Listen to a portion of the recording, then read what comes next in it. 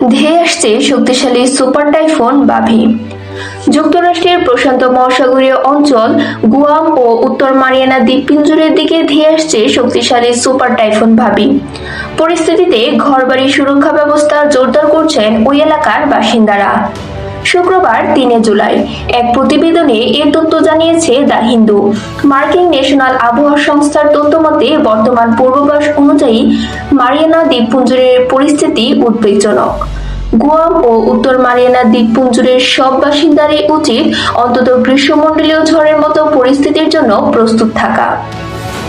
সর্বশেষ তথ্য অনুযায়ী টাইফুন বাভি মার্শাল দ্বীপপুঞ্জ ও নর্দার্ন মারিয়ানা দ্বীপপুঞ্জের মধ্যবর্তী এলাকায় অবস্থান করেছিল।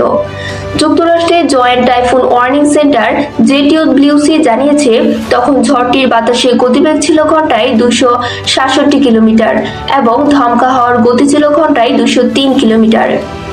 JTWC-র পূর্বাভাস অনুযায়ী পশ্চিমমুখী অগ্রসর হওয়া বাভি শীঘ্রই সুপার টাইফুনে পরিণত হতে পারে।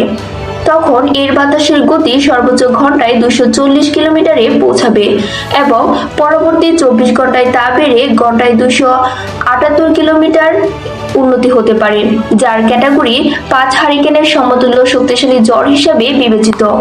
পরে কিছুটা দুর্বল হলেও সোমবার 6 জুলাই সকালে বাভি গুয়াম ও নর্দার্ন মারিয়ানা দ্বীপপুঞ্জে আঘাত হানতে পারে বলে পূর্বাভাস দেওয়া হয়েছে। সংস্থাটি জানায়, পশ্চিম উত্তর প্রশান্ত মহাসাগরীয় অঞ্চলে ঘন্টায় 240 কিলোমিটার বা তার বেশি গতির বাতাস বিশিষ্ট গ্রীষ্মমণ্ডলীয় ঝড়কে সুপার টাইফুন বলা হয়।